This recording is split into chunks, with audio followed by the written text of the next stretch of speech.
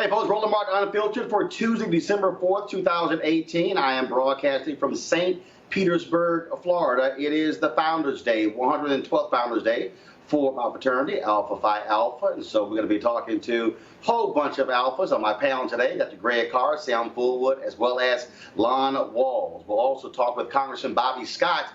Of course, he is about his new role as the chair of the Education and Workforce Committee, also an alpha man. Betsy DeVos, you better get ready because you are going to feel the heat from, we say, ice cold, from Congressman Bobby Scott. Also, we'll talk about the anti-democratic power grab by Republican Wisconsin legislators.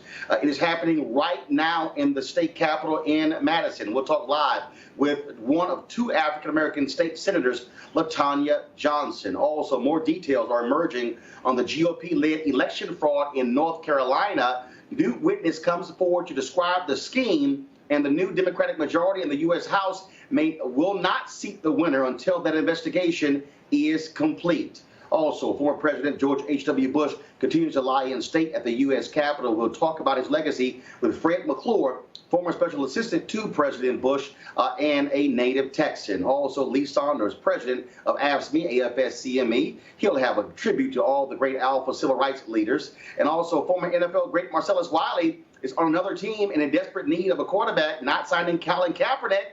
His new book is called Never Shut Up, and he will join us. Also, folks, another crazy white woman can't mind her own damn business in a store. She goes after 3 black women for talking in a Target. Yeah, talking. It's time to bring the funk. I'm Roland Martin Unfiltered. Let's go. He's got it. Whatever the biz, he's on it. Whatever it is, he's got the scoop, the fact, the find. And when it breaks, he's right on time and it's rolling. Best believe he's knowing. Putting it down from sports to news to politics. With entertainment just for kicks, he's rolling. It's on go, y'all. It's Roland Martin, yeah. Rolling with Roland now. He's funk, he's fresh, he's real, the best, you know he's Roland Martin now.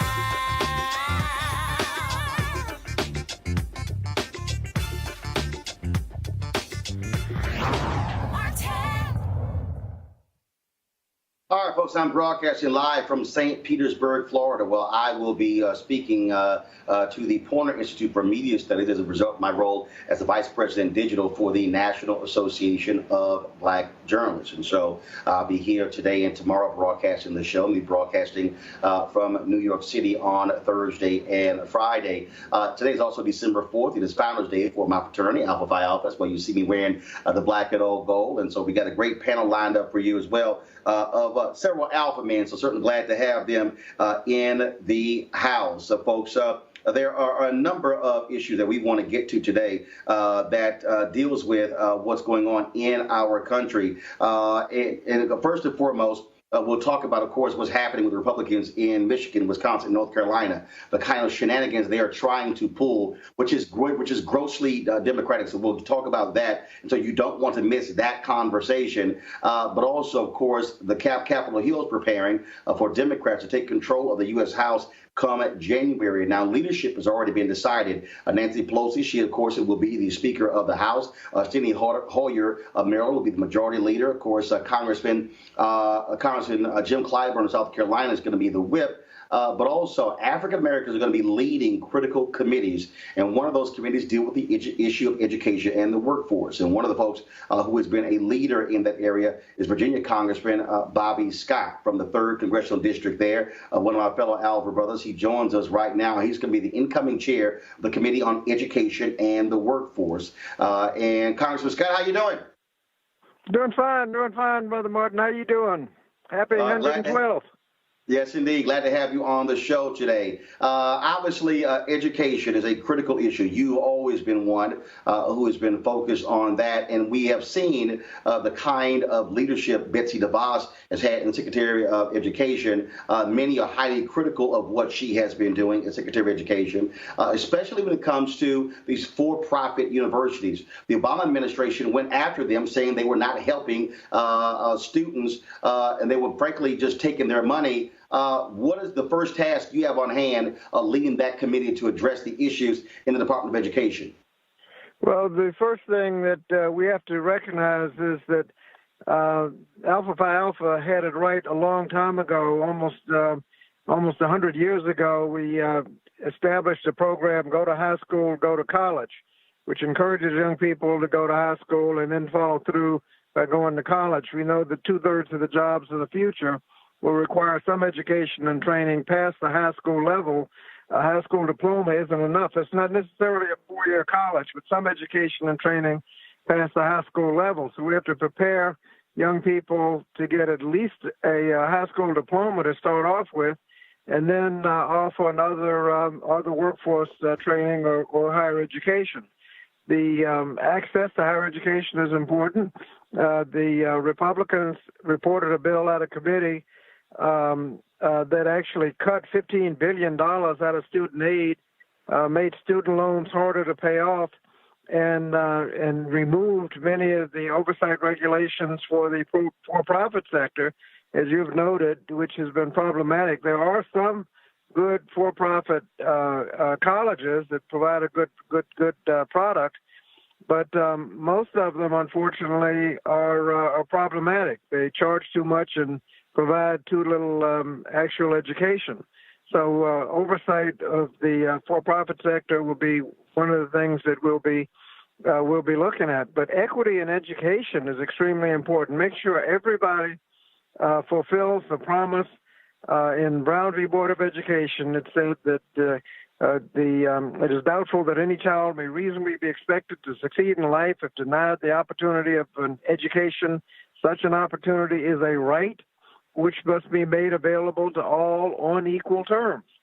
We fund education with the real estate tax, so it's obviously going to be problematic in terms of equal opportunity, and we need to make sure that the federal government, under Title I and other funding mechanisms, make sure that everybody has access to a quality K through 12 education and the opportunity to go to college after that. All right, then. And last question for you, sir. That is the First Step Act. The Senate is not acting. Do you expect Mitch McConnell to hold this thing up and allow that bill to die before Congress goes home for a Christmas recess? Well, I'm not sure. There's some provisions I have a problem with. One of the things that you like to do is get a CBO analysis to find out what's actually in the bill. There are some provisions which actually increase mass incarceration, but it's hard to say how much. There's some very good provisions in it. The Fair Sentencing Act, which reduced the 101 crack powder cocaine disparity, is made retroactive. Many of us thought it was retroactive when he passed it, but the courts ruled otherwise. There are provisions that reduce many mandatory minimums. There are more services provided in the prisons, which would reduce recidivism, give people opportunities. There's a lot of good in it. I frankly would prefer a more regular process. This thing hasn't gone through committees in the House, and we need to take a more formal, detailed look at the bill. But my sense right now is it's got a lot more good than bad in it, and hopefully they'll take it up. And if not, this isn't the end of the world. We can consider it in the regular process with a Democratic majority in the House, go through half hearings, explain what's in the bill, why the provisions are in the bill. We might be able to improve it. So I think the world won't come to an end if McConnell stonewalls it, as he has a lot of good legislation. We'll just have to see what they do.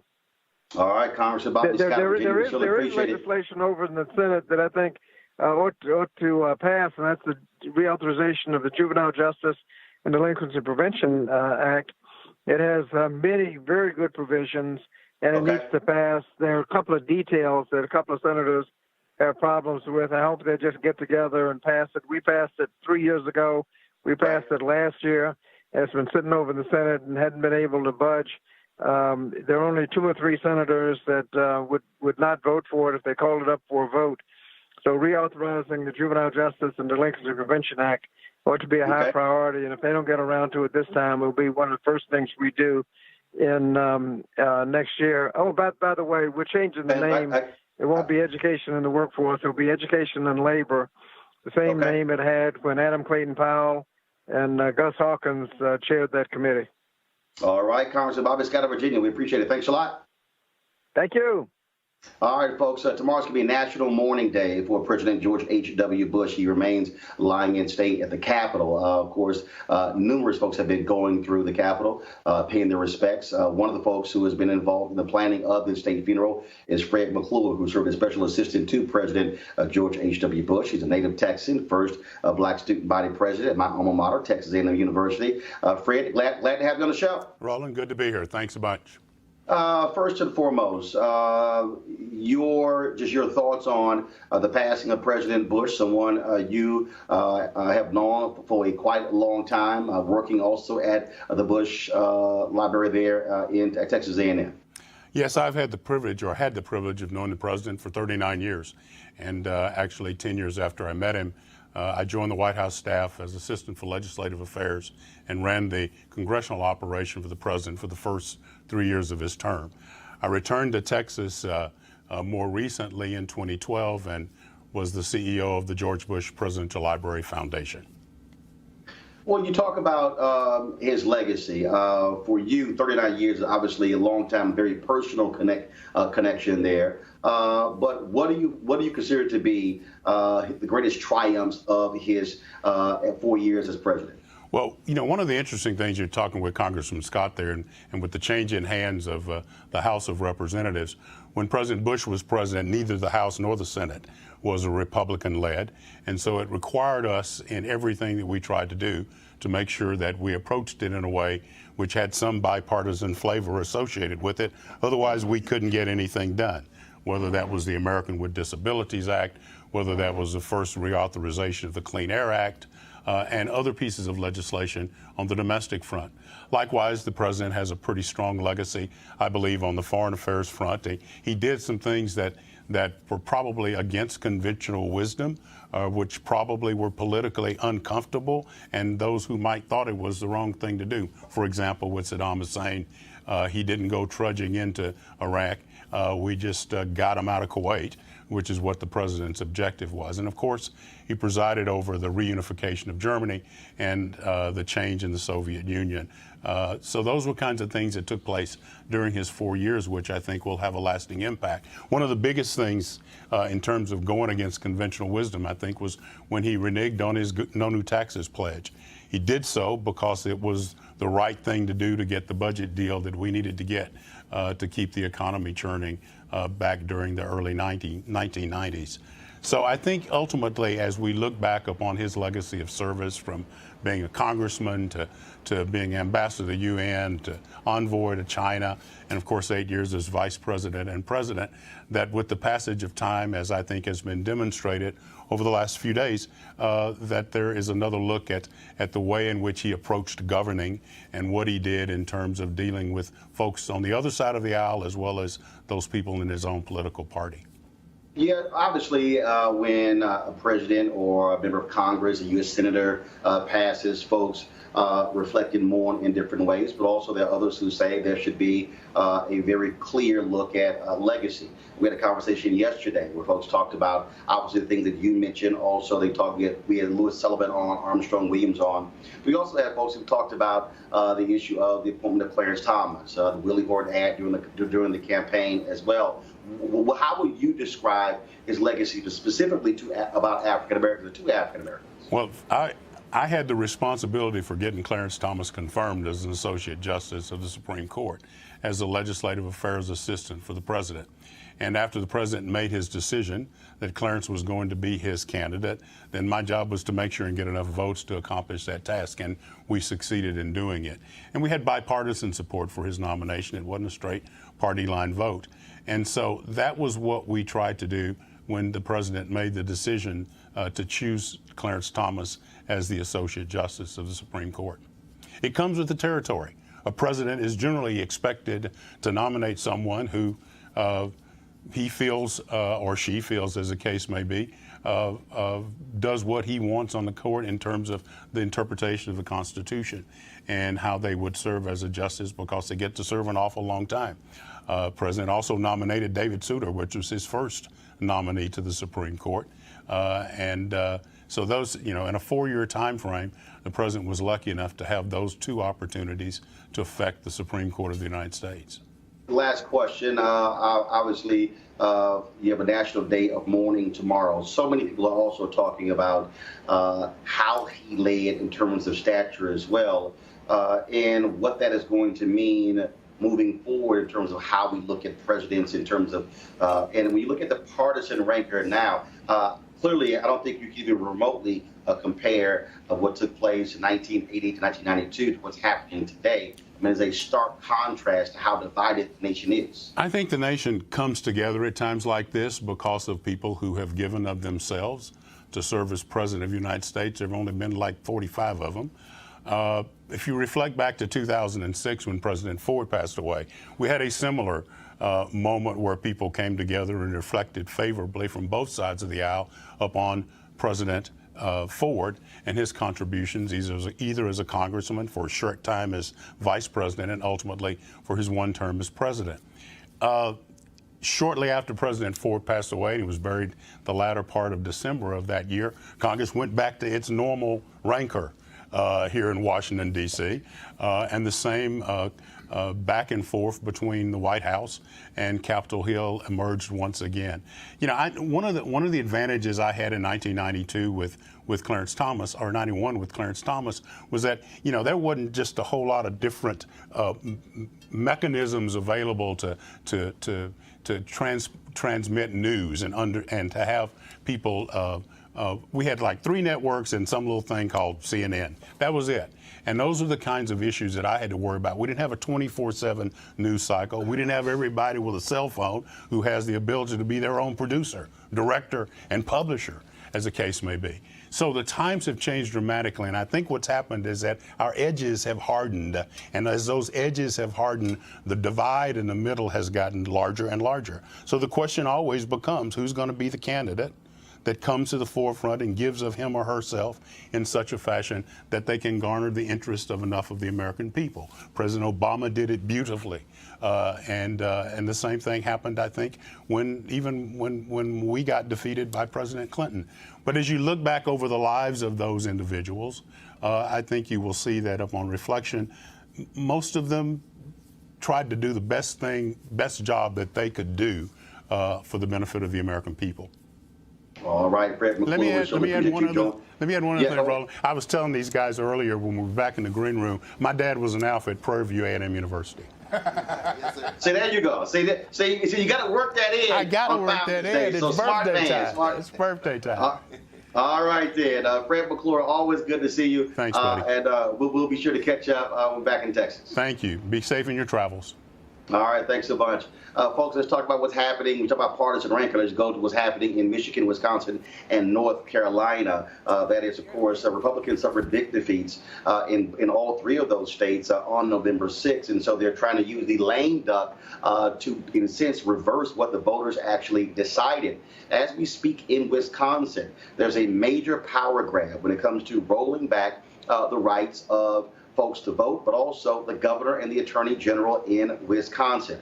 Votes are planned today in that state to shift power to the GOP-controlled legislature and take it away from the incoming Democratic governor, Tony Evers, and the incoming Democratic attorney general, Josh Call. Not only that, Republicans in Wisconsin also want to slice early voting.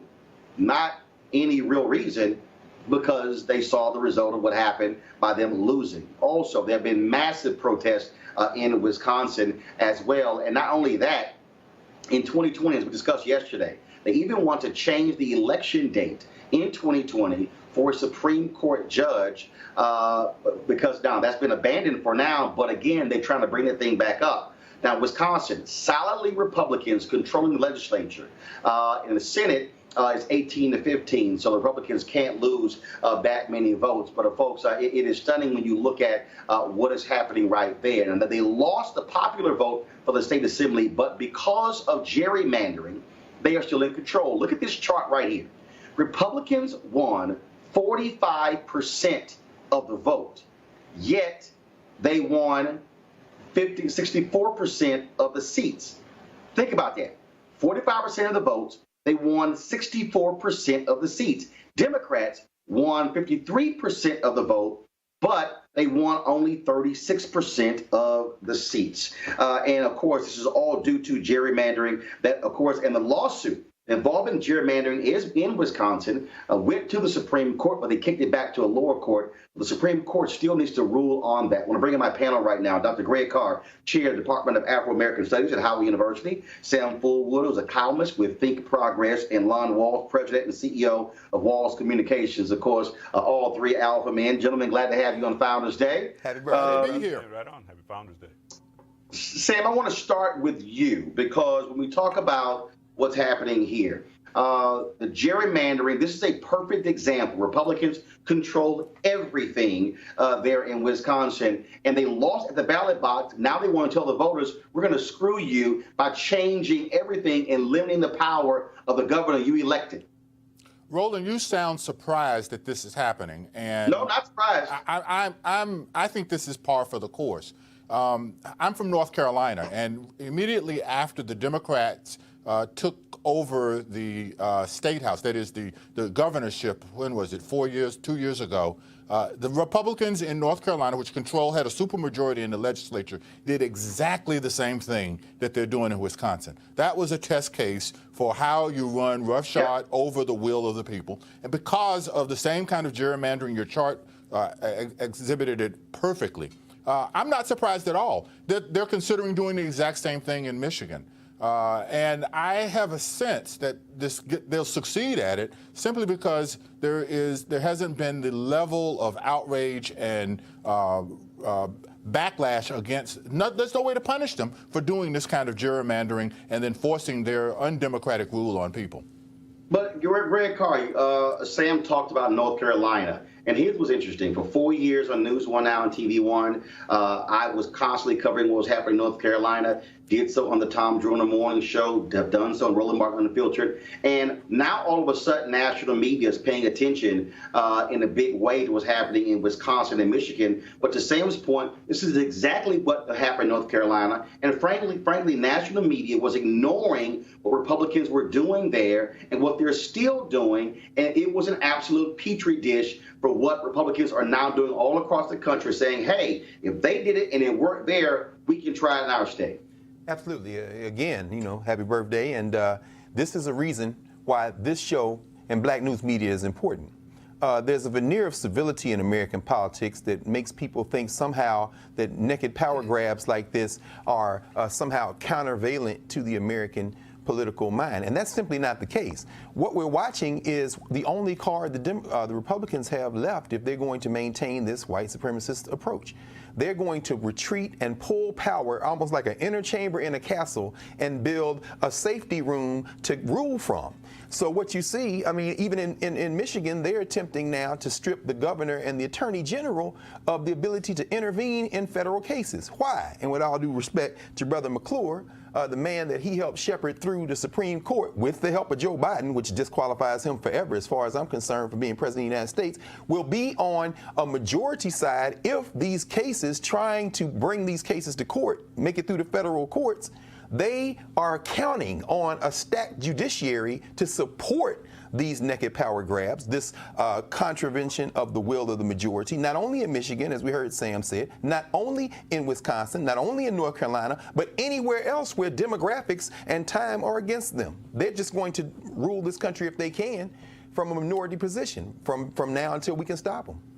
And Lon, what you're dealing with here, this is exactly why people have to stop acting as if local elections don't matter. We are seeing an increasing number of African Americans who are returning to the South, so we're reverse migration, and they're moving to North Carolina. They're moving to Alabama, Mississippi, Tennessee, Florida, Louisiana, Arkansas, South Carolina. And what's happening is, and interesting, I saw this during the election, where I had a sister who moved from California to Georgia, and she said, man, for the first time, I'm now voting, and it's a totally different reaction than when I was voting in California, because they're seeing the results of Republicans controlling both houses and how they're taking naked power and abusing the democratic process. Well, Roland, it's interesting you bring that up because I had a conversation with Lee Saunders, who you'll be talking to, or he'll have some comments.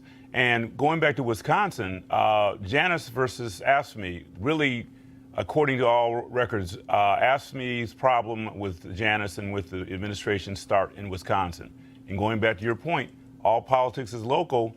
People need to start paying attention to that because that could spread. I mean, you could have other issues. It's not just black people. We're talking about union folks. We're talking about people who are basically disenfranchised, and they're not just black folks. So there's a problem. I was actually in Florida right before the election, and I was amazed at the turnouts, and yet and still you saw the results, and you're scratching your head saying, what happened? You know, what happened? You had folks, mob scenes at the polls. I mean, the turnout was tremendous, yet and still you look at the end, the final result is something you can't believe. And so all politics is local, and I think it's important that we look at all these elections, not just from a national perspective, the president, locally, going down to the mayors, city councils, those kind of things. They're important. They're extremely important. I want to make a point here, Roland, if I can, about local elections.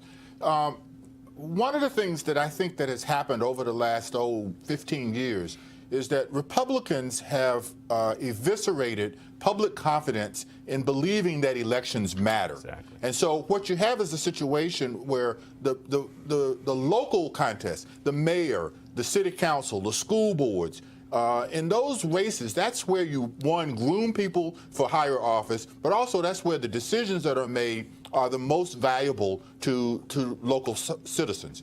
The problem that we have is that people believe that their vote doesn't matter. The only thing that they get excited about is the president every 4 years, especially if there's someone that's attractive to be in it. And so you lose the energy to be able to have real substantial change. The only thing that the president really has any control over is the judiciary now, the Supreme Court. It's at the local level, the governors and the city councils, where the decisions that really affect people are most valuable.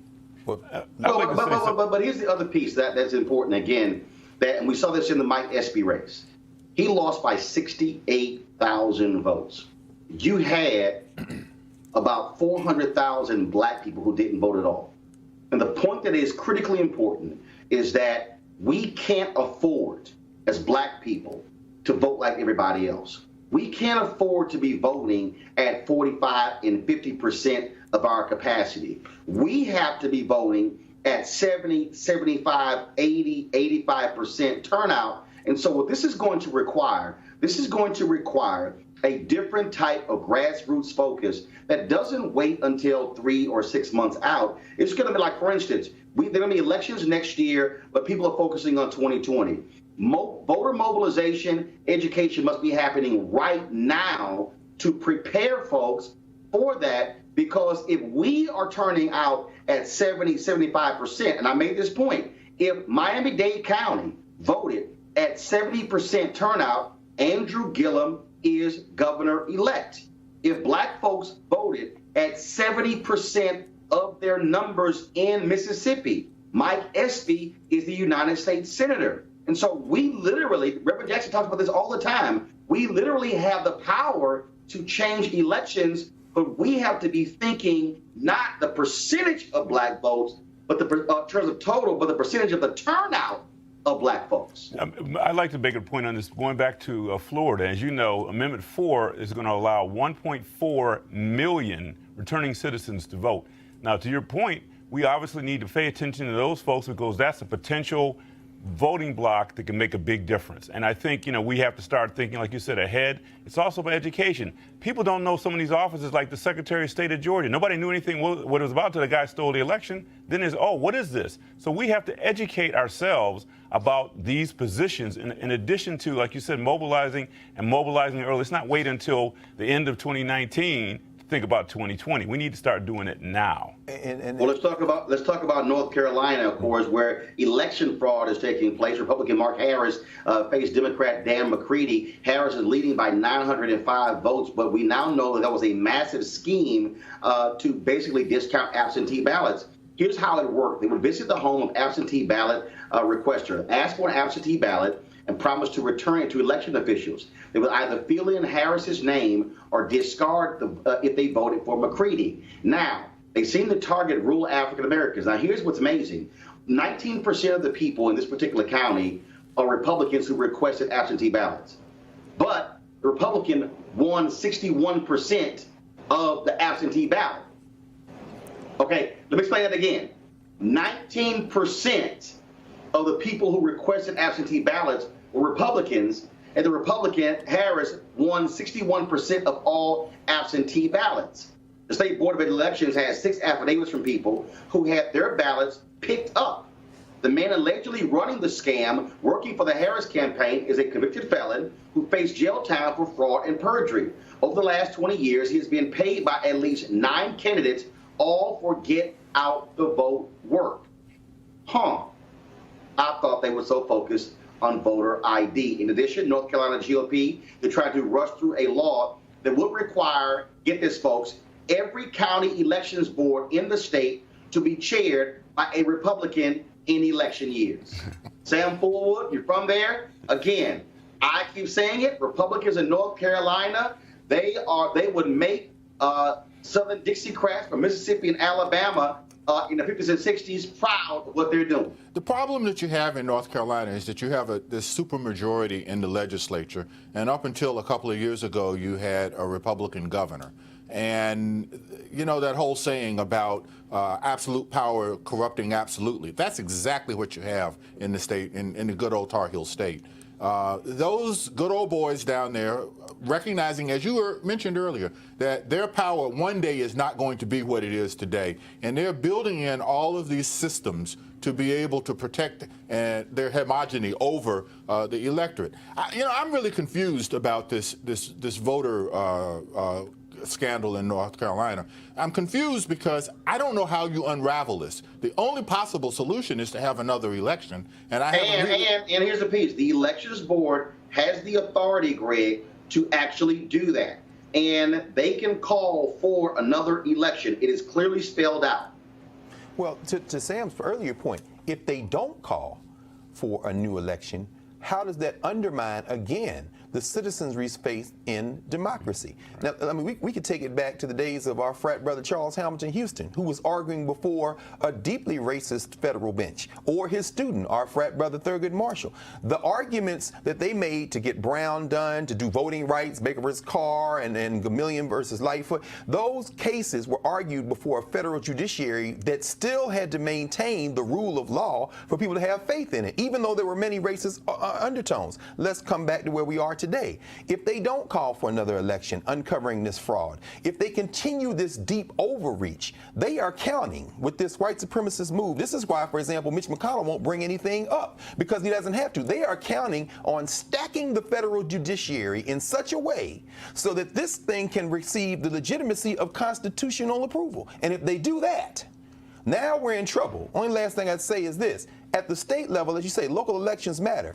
There's a Secretary of State election in Georgia. We just heard Lon say it. They are voting now for the person, if they vote and elect a Democrat, which is what you said, we got to get this black turnout up. They can do something to begin to dismantle what Brian Kemp did. But they've got to vote. And in Florida, where we lost that election, this new racist governor gets 3 picks to the Florida Supreme Court. You're not going to see African Americans on that Supreme Court. Local elections matter in part because the federal judiciary for the foreseeable future is going to be stacked with people who are not interpreting the Constitution as this kind of transcendent document, but one to preserve white supremacy. It's going to be the state Supreme Courts. It's going to be the local courts that matter, and those are elected positions. Exactly. Absolutely. Gentlemen, hold tight 1 second. I want to bring a message to one of our partners, and that is, folks, we guys want you to write this website down. It's marijuanastock, marijuanastock.org. Now, I'm going to tell you why. As we transition into the holiday season, this is the time, of course, when we start thinking about giving and sharing. Sometimes the best gift that you can give someone is an opportunity that could potentially change their lives financially. That's why our friends at Transatlantic Real Estate have created an investment opportunity for the everyday investor. It involves legal marijuana and crowdfunding. Now, look, black folks have been impacted by marijuana in a negative way. Now, the issue is It is legal in so many areas. It is one of the fastest growing industries in the country. Yeah, and we also know that crowdfunding makes it easy to be an early investor of an opportunity. It's a no-brainer. But it also gets even better. Transatlantic real estate is different, and they have a business model that is simple to understand. They buy land that supports marijuana grow operations and lease it to licensed, high-paying tenants. Now, here's the piece. You're investing in a landlord of a licensed marijuana farm in a high-growth market. And for a limited time, you can invest as little as $300 up to $10,000 before the company goes public. And here's some more good news. They have recently extended the offer, which means you still have time if you take action now. Now, keep in mind, you must complete and confirm your application to participate. So be sure to complete the process. And don't spend all your money over the holidays and end up with empty pockets. Instead, get a return on your investment. You could also consider making an investment for someone special. How's that for a holiday gift? I say it's a good idea. Now, to get started, go to marijuanastock.org and marijuanastock.org for you to get in the game. And keep in mind, like as I said, this is a growing, a multi-billion-dollar business, and we want African Americans to be part of this as opposed to ignoring the opportunity. So marijuanastock.org. So we certainly want to thank our partners for making it possible to have, of course, Roland Martin Unfiltered. All right, folks, we're going to take a break, and we're going to now focus on, of course, our HBCU Giving Day. Roll it, folks. About being local, man. But you guys, you had a show about a week or two ago Hatred. talking about education. So much never failed to destroy the man who hated. Writer and activist James Baldwin.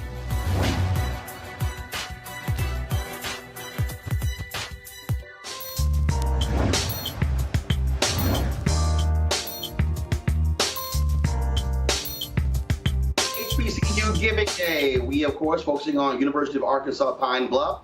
The founded in 1873, notable alumni, Smokey Norfolk, Taryn Armstead, Danny Davis, Congressman Danny Davis, and Don Zimmerman. Of course, if you want to support UAPB, please go to uapb.edu. Folks, Roland Martin Unfiltered is made possible by our great partners, and one of them is AFSCME, American Federation of County and State Municipal Employees, and we appreciate all that they do. Lee Saunders, he is the leader of AFSCME. He's a fellow Alpha man as well. And so we reached out to Lee, and on this Founders Day, we wanted to hear from him, reflecting on the meaning of being an Alpha and also the work brothers have been doing when it comes to civil rights. Here's Lee Saunders of AFSCME. Thank you, Roland, and happy Founders Day to my Alpha brothers, all men of distinction.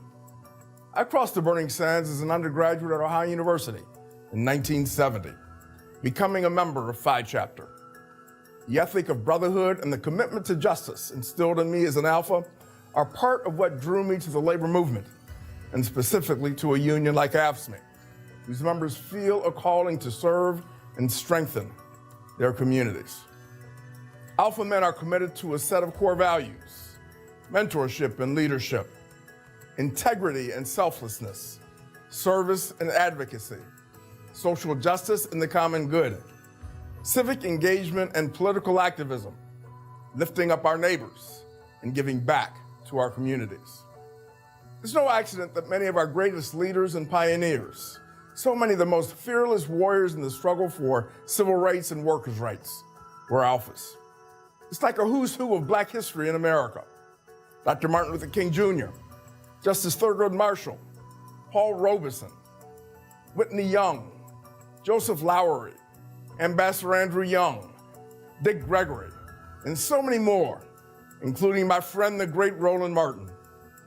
The work of these giants continues to sustain us. The ideals that drove them and drive all of us continue to be passed down to new generations of Alphas. Being men of distinction means pursuing excellence, not just to improve ourselves, but those around us, our fellow Americans, and all of humanity. That's been the Alpha story for 112 years now, and so it will be for the next 112 and more.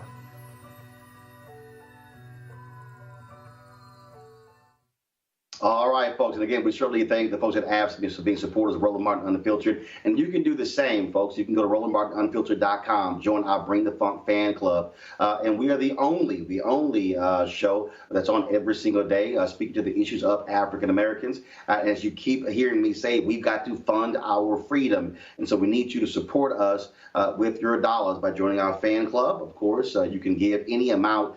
You make this possible as we, of course, tell the story of African Americans in the only way that we can. That is unapologetic and unfiltered. So go to RolandMartinUnfiltered.com. Now, y'all keep hearing me talk about these crazy-ass white women, and guess what? Now we have another crazy-ass white woman who just cannot mind her own damn business, this time at a Target in Tennessee. 3 black women were talking, and this white woman felt the need to check these sisters. You know how that went. Watch. I said, Tara, try this on because this looks like something Eartha said. I don't want to be compared to Eartha Kitt because she I just had understand sex. this is what you guys That's do. what I'm asking. That's why I'm asking. What this did we woman say any longer, specifically? please. I want us to stop engaging with this woman. Let's stop. Let's have finish Yes, with the let's stop engaging with her, please. Let's stop. She can't hear. Thank you. That's very clear. I understand you're an abuser. along. I understand you're abusive. Stop I understand talking you're to her. abusive and you make up lies on the spot. I understand. It's I okay. understand some. Please stop talking to this lady. I mean, her question.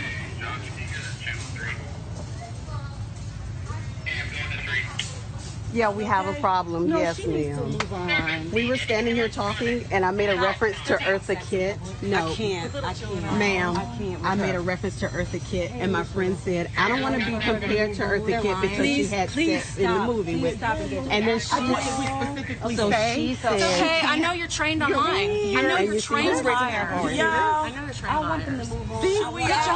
Good job. We are together. You're perfect for the court system. You guys should all go to court. But now we're perfect for the court system. Because you're trained liars. All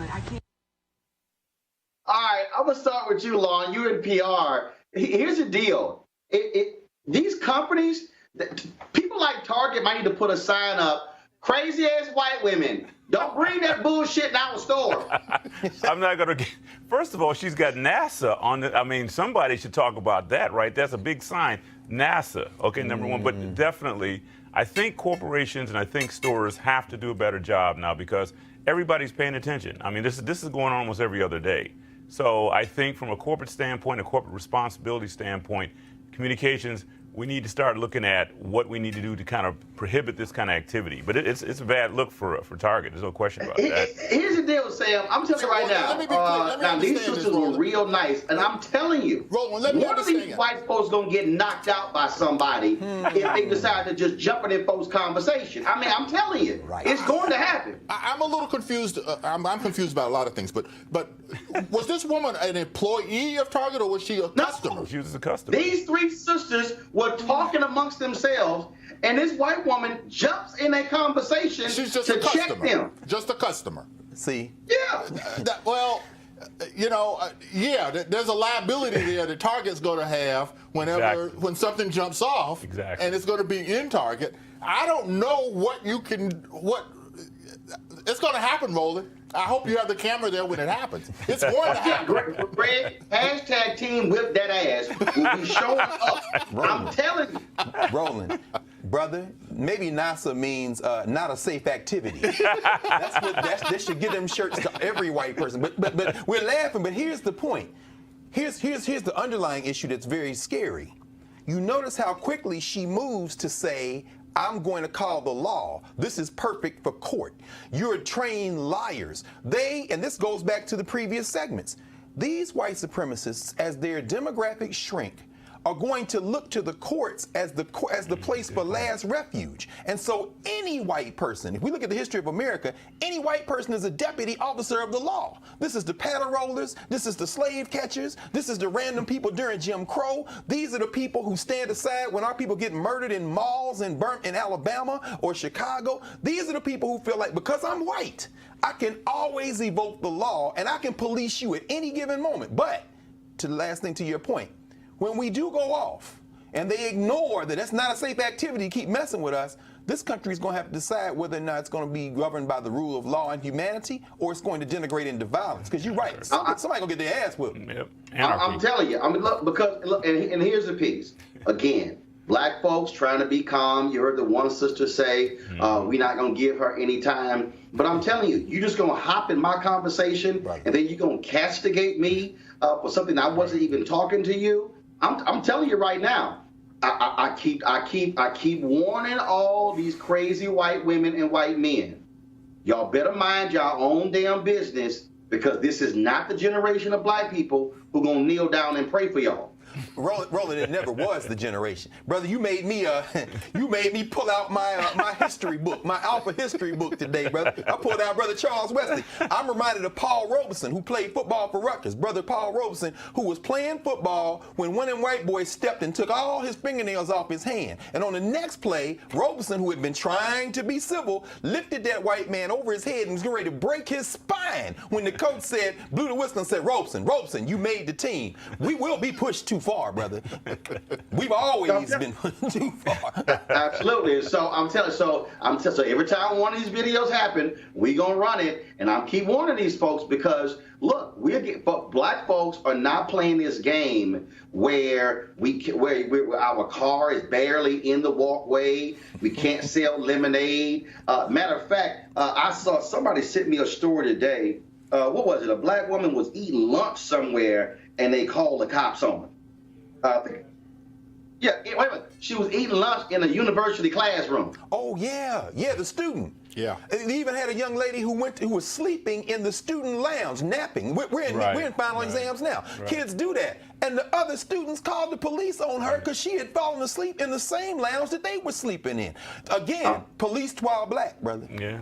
I mean, these folks think this whole sense of entitlement has gone too far. It's basically they feel they're entitled, and we pull the sheets back, and we're just going to do anything, and it's our time. And that's the problem we're dealing with. All right, so in a little bit, I'm going to be talking with Marcellus Wiley about his book in a little bit. But I just saw this story here, and so since Lon Walls, you, of course, the PR expert, I got to throw you this out. I rarely ever, we of course, we do entertainment stuff, but I saw this headline. It was pretty funny. Lauryn Hill praised for starting concert only 20 minutes late. She's usually an hour or two late, so I guess that's an advantage. If she comes at all. If she comes at all. But Lon, as a PR person, surely it ain't a good look when there's a news story because you getting praised for starting only 20 minutes late. I mean, that's a problem. Her communications people and her management team, and we've got problems with these management teams that let these folks get away with murder, literally sometimes. They have to do a better job of policing in these folks, because basically at some point in time it's going to affect their income. No. The problem with that isn't with Lauryn Hill. It's with people who put down money knowing that she's going to show up 2 hours exactly. late. Yeah. That's the problem. Sure. Yep. So as long as she can get an audience and they can fill a hall, what does it matter to her? But folks will stop doing that. When folks stop going, that's it. She'll clean up her act. And folks are not going to stop going, unfortunately. That's just not going to happen. 20 minutes, it's such a record. Well, I'm going to tell you right now, you ain't going to never, ever see me buy a ticket for a Lauryn Hill concert. Damn that. She going to have to text me when she on her way to the stage. Not on her way to the venue.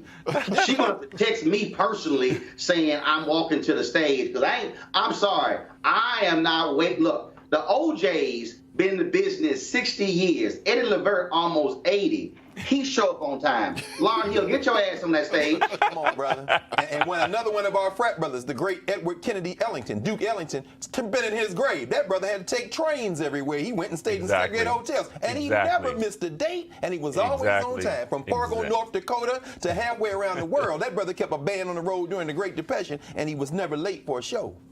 Yeah, all I'm saying is you might just want to get there on time. That's all I'm saying. All right, I did see my guy Keenan, my digital guy, sent me this text. Remember the story of the black man who the FedEx driver where the white guy came at him yelling racial slurs, and the brother threw a punch, knocked him the hell out, and homeboy died. The brother, he is not going to be charged in that, because the prosecutor said that the man was acting very aggressively and that he was defending himself. No charges again will be filed against the guy, the brother who worked for FedEx, and hopefully FedEx is also, Greg, not going to fire the brother. Well, Roland, to your point again, let's tie this again. Exactly what we've been saying. Local elections matter. Who appoints the local prosecutors? Who makes the decision not to charge? Go to the polls and vote, because in your city, if it had been a different city, thank God he was in the right place. Right. Because another prosecutor could very easily try to lock him up. And that's the problem. Yeah, we definitely hope that as well. FedEx should back him. Now, Roland, to your point, the man took a swing at the brother first. You forget, he took a swing, and he also was in terrible shape. They said his health condition was already pretty bad. So if you feel like you're entitled and you're in the shape and you swing at somebody, well then, hey brother, it's all over. So he made the first strike, and that was it. That's why it was in self-defense. Sam? You know, I'm reminded, I guess we're beating up on North Carolina. I'm reminded of South Park Susan, who approached some people in Charlotte, North Carolina. Two sisters, literally blood sisters, were out having their car serviced in the parking lot, and she comes up and says that she's white and she's beautiful and she was going to pull a gun on them. Now, this was a story that I had to say I don't believe, because I cannot believe that those two sisters didn't cold call her right there on the spot. And there it was on video, the news had it. I think that this was one of those cases of fake news, because I'm just sure that if it had been real, South Park Susan would be dead today.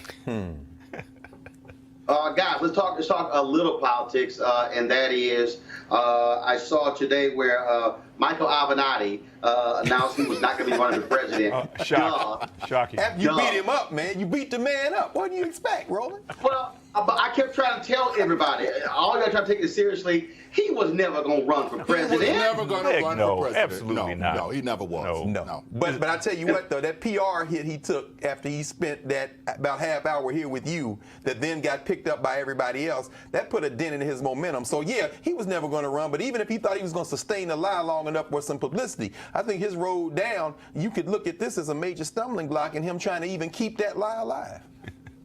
Well, look, I was trying to explain to them that the comment he made was crazy, didn't make any sense whatsoever. But the idea was running, and I saw one Democrat predict they may have 30 or 40 folks running. I don't believe that's actually going to be the case. I think it's probably going to be anywhere from 12 to 14. I do want to ask each one of you, from an African American perspective, who do you believe who is black will jump into the race? The reason I'm raising this now, remember, Obama announced shortly, I think in February of 2007.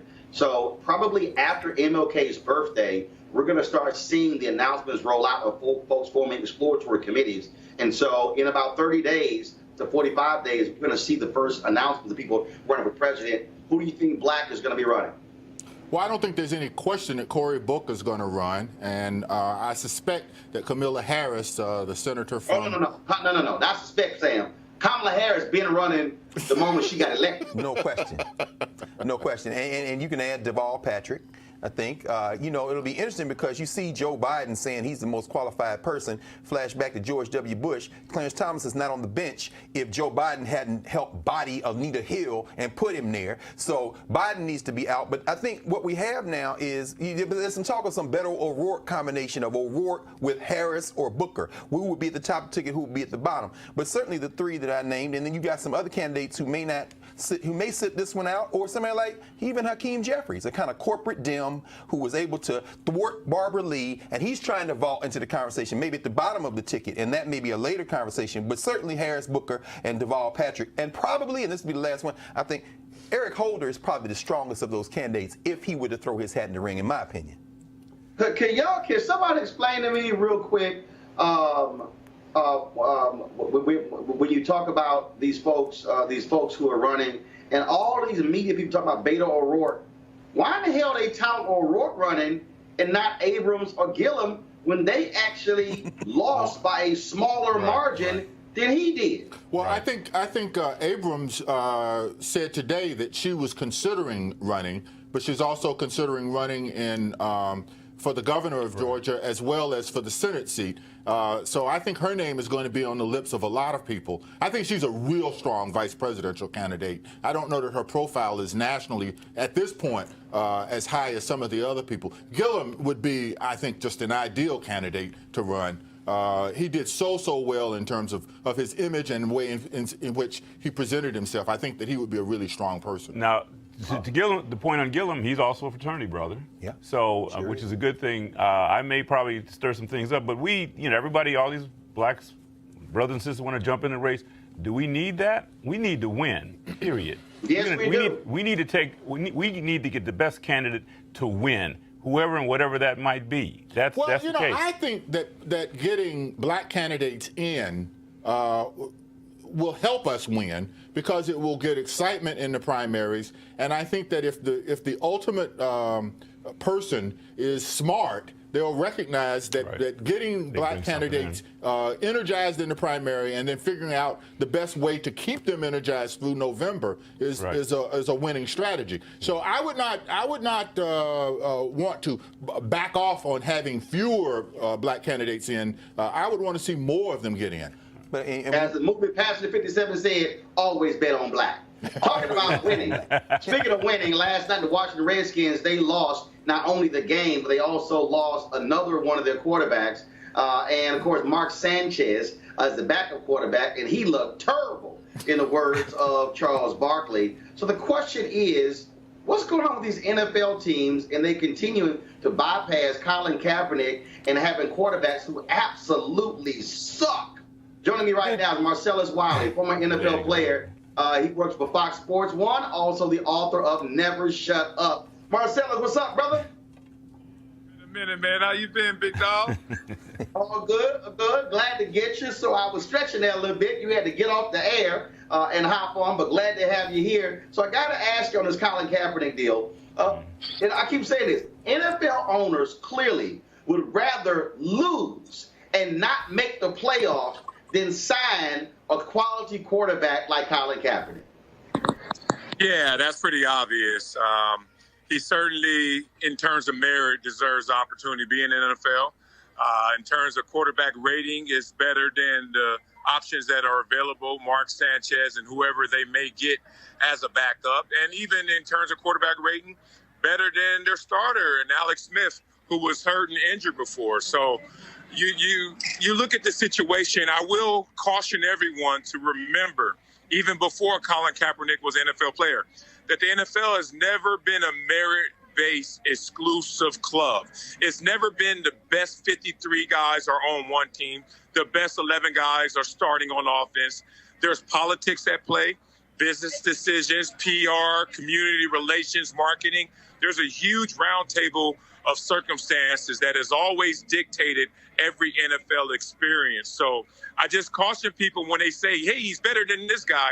I've been on many a team in the 90s, pre-Colin Kaepernick, that we didn't always put our best foot forward in terms of personnel, didn't always see the best coaches. Marty Schottenheimer got fired as a 14-2 coach because he didn't get along with his GM.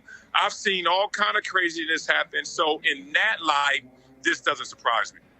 Well, and here's the piece, though. If you're a fan of the Washington team, you should be cussing them out because literally they were a playoff team, and now with losing their top two quarterbacks, they may not make the playoffs, and then they're just deciding. And what's telling is they would sign a Reuben Foster right after he was cut for alleged domestic violence situation and say, nah, brother, the one you kneel, you ain't going to play. That's very interesting. Yeah, I mean, it's disheartening if you really want to look at it as a meritocracy, which we look at sports as. And sports, at least in its origins, was where it didn't matter what your likeness was, didn't matter what your size was. Can you ball or not? That's the spirit of sports. We love it, that competition factor. And when you see it get diluted and you see it get marginalized and put in different columns such as, well, what are your political stances? Oh, well, what can we get a value from you? Versus, are you just the best man for the job? I think we all get disinterested when we see this come. And it's happened. It's a reality. And unfortunately, I don't think this situation changed. Colin stays at home, never as an NFL player again. I got a question for you that I'm going to have each one of my panelists ask you a question. By the way, Marcellus, today is Founders Day for Alpha Phi Alpha, and so I got all alphas on the show today, so just want to let you know that. So, you know. All alphas? All alphas in the house. Oh, there you go. Respect, man. You know, I went to Columbia. We weren't too big on the frat thing, man, so respect to what you're doing. Got it. So I got to ask you this. So in your book, Never Shut Up, you're not just talking about sports. You're talking about growing up, of course, in Crenshaw. Then you go on to get a degree from Columbia in sociology. And you're talking about a number of different subjects. And so in many ways, when you hear, of course, I guess I won't call it your colleague, when you hear Laura Ingraham on Fox News tell LeBron, shut up and dribble. I mean, look, you've been hearing folks tell athletes for a long time, just shut up and play. But you're making it clear in your book, Never Shut Up, that you got some thoughts on some stuff that don't just involve NFL. Yeah, I use people who talk from their vantage point and their perspective when it differs from me. I usually use that as fuel in terms of I must be going the right way. Something biblical that my grandmother told me a long time ago is that the gates to heaven are narrow and few come between. So if you ever say something, feel something, do something, and you feel that resistance, you feel that backlash, you hear people trying to silence you, usually that means you're going in the right direction. When you're a part of the flock, when you're just another sheep out there, people usually let you just go by quietly. They pacify it, and their silence is complicit with your behavior. So I've never been fooled by that. When people looked at me and wanted to call me outside my name, outside my character, I never took it in a sensitive state. I took it as an emotional response. And the big difference is internally, I can respect and deal with my emotions, but I can't let you dictate from the outside what I feel emotionally. And that's called sensitivity. So when I hear people say, shut up and dribble, I actually chuckle because I'm like, I must be getting to you because that hit dog is the one that hollers. So not mad at that. First question, Sam Fuller. Would you have a kid of yours play football given the dangers and the challenges that you see now in the game? I wouldn't let my son play until he reaches high school level.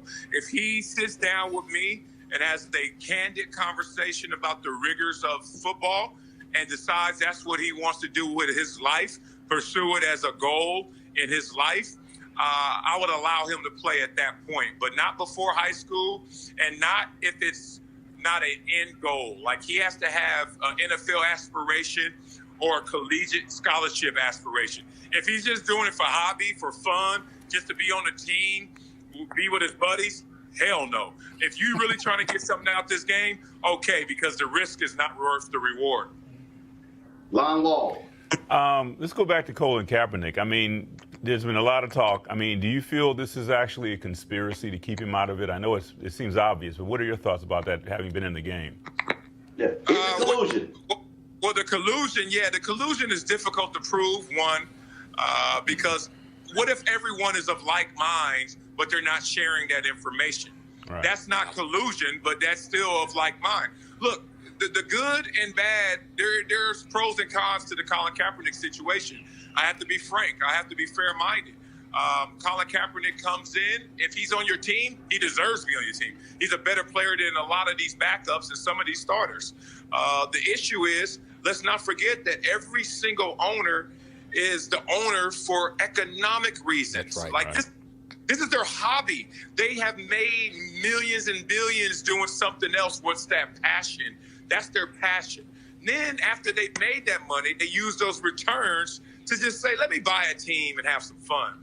This is an economic package that will be disturbed if Colin Kaepernick was a part of it. Now, right. If I were an owner, I would take the initiative and say, you know what? I think Colin Kaepernick's good for my team and he's good for business. You just got to go through the initial shock and the initial noise that may come. But I can't tell someone how to run something. The beauty of owning my home is that when you come to my house, I can tell you, take your shoes off. And you can say, I'm not taking my shoes off. And I can say, well, I see you in the streets because you're not coming in. I hate to be that black and white about this, But those are 32 people who have ownership responsibilities. I think one message I take from it is that we need more ownership that reflects our mindset, our likeness, and our operations in terms of day-to-day execution. That's the message I take from it. We need to own more. Last question, Greg Carr. Thanks, Brother Roland. Brother Wiley, it's good to talk to you, brother. Since your book describes you, and accurately, I think, as a gentleman scholar, and since you went to Columbia, the home, at least a graduate of Columbia Law School, being an All-American football player by the name of Paul Robeson, who went there for law school, I noticed on Saturday, taking a little bit of a different direction, I noticed on Saturday that the Columbia Board of Trustees, and shout out to my good friend Farrah Griffin, who chairs this new department, has voted on Saturday to create a new Department of African American and African Diaspora Studies. Now, you were a social scientist at Columbia. What's that new department going to mean at Columbia for young people who go to Columbia these days? Well, Columbia is a very liberal school, and obviously it's in the melting pot of New York City. So I don't think you could be more open-minded than not only the curriculum, but the locale of Columbia. So I think it really goes in alignment to where Columbia is a breeding ground for all who aspire to be different. The beauty of going to Columbia for me was, one, that I was presumed intelligent by going to Columbia. So no one checks your GPA once you're a Columbia grad.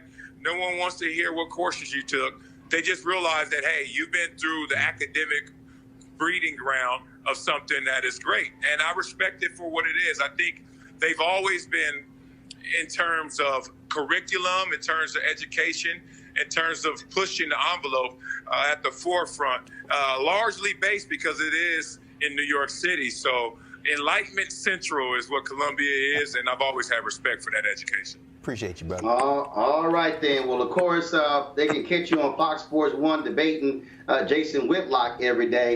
Lord, we got to pray for you on that one, Marcellus. Jesus, you ain't lying. I certainly appreciate it. Again, the book is called Never Shut Up. Marcellus Wiley. Folks, be sure to get it. Always good to chat with you, brother. My man. Appreciate you guys. Take care, brothers. Yes, thanks. All right, thanks a bunch.